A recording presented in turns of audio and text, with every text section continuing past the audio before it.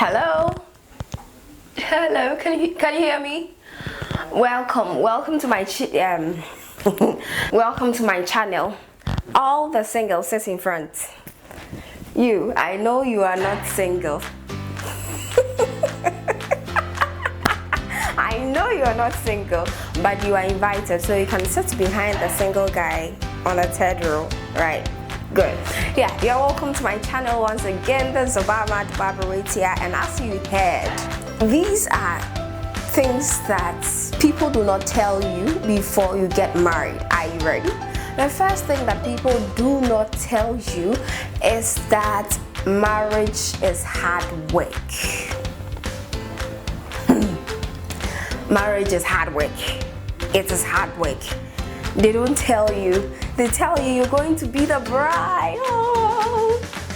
Then you see the stars and all that. They're going to tell you that you're going to be the happiest of all. Oh. Then you'll be so happy forever and after. It's not just like that. You have to put in the work. That's one thing they don't tell you. Okay?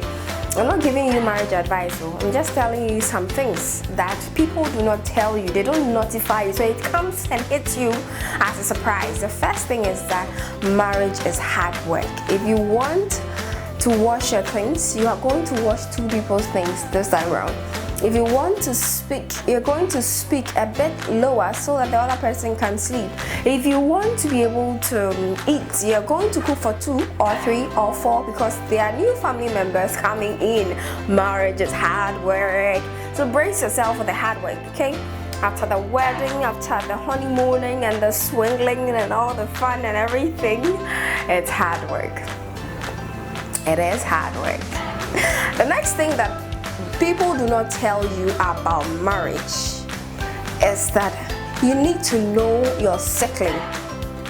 Yes, you need to know your cycling. All the other tests, they are good, but your sickle cell can actually terminate your marriage.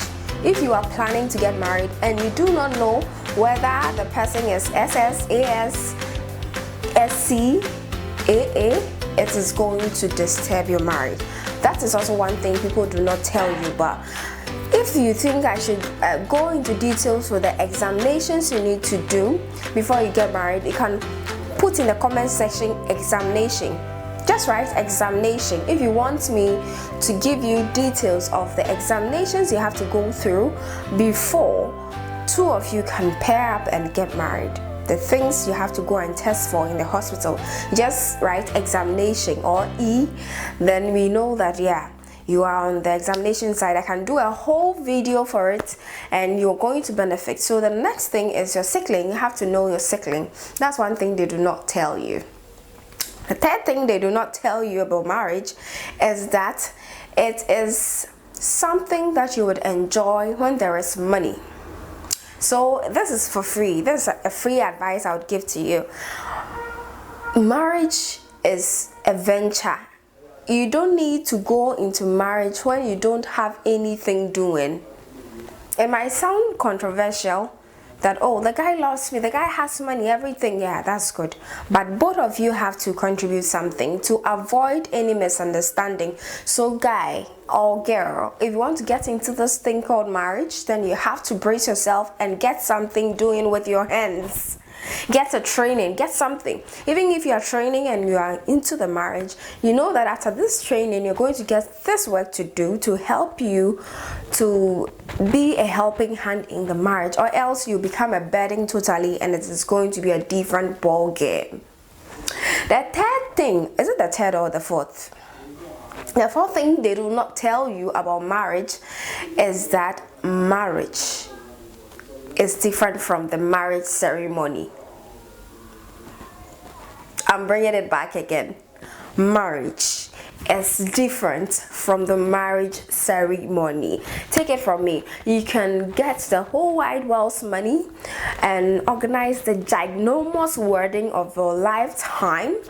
That would be nice. People would enjoy there, but trust me, it is different from the marriage itself. The ceremony takes place at most 4 days. People can do ceremony first day, second day, third day, fourth day. That is the most that I've heard of. But the least is 1 day or a half a day or an hour or two. The main thing, which is a marriage, is after the marriage ceremony. So please, while you are planning on marrying, while you are doing your marriage planning and everything, know that the real marriage is after the ceremony. It is the key. It is something huge than the ceremony. Put it in mind that marriage is different from the ceremony. The ceremony comes first and it takes a day, 2 or 3, but the rest is marriage, which is a lifelong thing. Put that in mind. And also, singles, I hear, yes, the next thing that people do not tell you about marriage is that you lose the type of independence of doing things without acknowledging or telling anybody. You can wake up, go here, come here, come here, come here, come here, come here, and you're so super excited. You come, you sleep, you don't bath. But now the other. You can't say you will not bath. No, you can't say you will not bath unless you two agree. And I don't know the kind of spouse who agree that you shouldn't bath in this your life. So you would be accountable towards somebody in your life.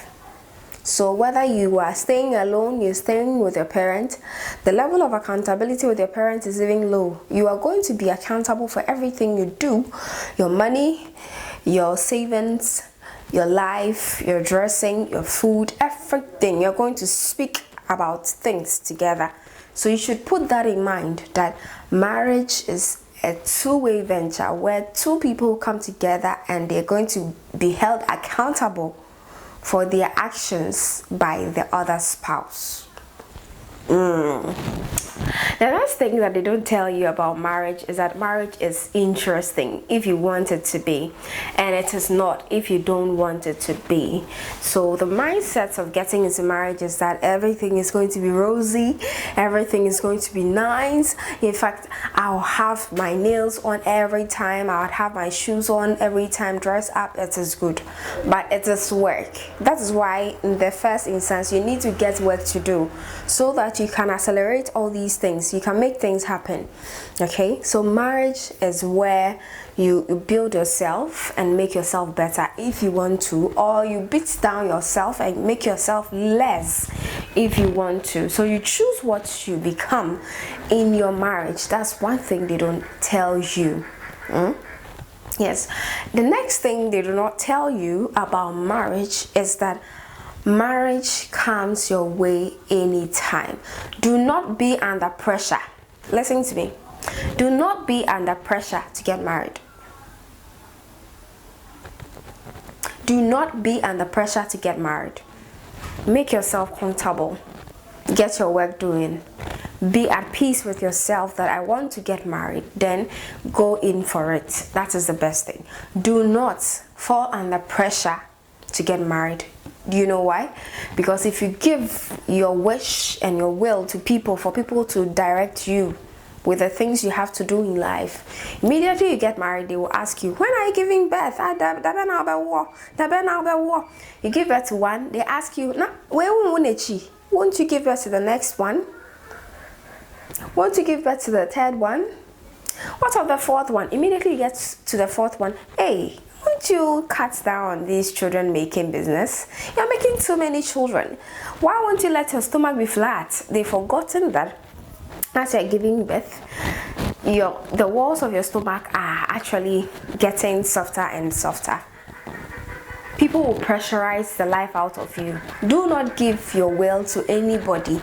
If you are ready to get married, go for it. If you're not, do not be forced. There is no age bracket for marriage. That's one thing people do not tell you about marriage. There is no age bracket. 70-year-old people get married, 20-year-old people get married, 15-year-old people get married, which I don't think is legal. People get married at any age. It is a mindset thing. Know you are comfortable, get ready and get into it, and do not let anybody put some force or pressure on you to make any decision you might regret later. You might regret later. The next thing that people do not tell you about marriage is that marriage is less heavier, it's smoother when it's your friend. So when you are moving with your friend, it is less heavier. That's one thing they do not tell you. So marrying someone who isn't your friend, it's going to be quite hard. But if you marry someone who is your friend, the burden is lighter. Things which could be said on jaw-breaking attempts could be said just with a smile and pass out. That's all. Marriage is going to be very smooth if it's with a friend. The next thing that people do not tell you about marriage is that if you're about to get married, people's opinion do not matter. Two of you are going to go into the marriage that I told you is different from the ceremony. So immediately on the ceremony or during the ceremony, you give way for everybody's opinion to matter than you two's opinion. You sold out your opinion. So there is no way into the marriage your opinion is going to matter, because other opinions are going to overthrow yours, and you are in the marriage for yourselves, not for anybody. So in marriage, opinions of people do not matter. Know what you want and want what you know. Ask for ideas. I don't mean you shouldn't ask for suggestions and things. Ask for ideas. Seek counsel from people who are already married and all that. But know what you can do and do it according to your means. Do not let people matter too much in your marriage. It's going to hurt so bad. Let your opinion and only your opinion matter. Let other people influence you with the advices, but choose what you want yourself. Do not let anybody have their will to choose for you in your marriage or on your way to your marriage. And it is during the planning season that I realized that they do not tell you that it is not by force to wear kente, and it is not by force to wear gown to get married. Do you know? Did you? They didn't tell you. Me too, they didn't tell me. I just found out after getting married that you don't need to buy all that much kente. You do not need to buy kente, to be specific. You can wear African print, you can wear fugu. Anything you want to wear on your wedding depends on you. Any style you want to sew on your wedding depends on you. Any hairstyle you need depends on you. Any makeup or no makeup depends on you. You do not have to buy a certain type of kente to show that, yeah, you are in for business. You do not have to buy 10,000 Ghana cedi wig or maybe $1,000 wig to show who you are. You do not need some kind of classic eleganza form of high heels to show you that you are a bride. As for the men, you do not need the most expensive tuxedos to show that you are getting married. Outfits are chosen by the groom and the bride. People sometimes would want to poke their nose into what you want to wear. Oh, this one doesn't look expensive. How will people even think about you? We have to get this for you. We have to get that for you. My sister, my brother, do not allow anybody to choose your outfit for you, because there is no straight jacket that you have to buy this and wear on your wedding. You have to do this on your wedding to show that God has apprehended his signature on your marriage. No.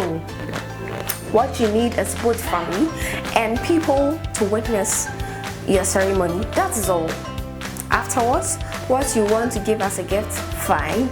Your outfit, fine. Makeup, no makeup, fine.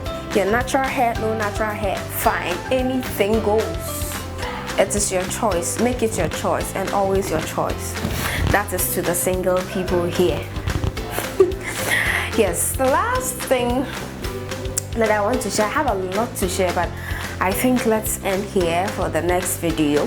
The last thing I want to share is that some things are not so important. You choose to make them important. So you're about to get married. They tell you in your marriage, you need this, you need that. You wouldn't necessarily need a ton of cars in display. You wouldn't need to get a balloon trail. It's not by force to get balloon. Yeah, papa balloon. It's not by force. It is not by force to get extra. Well,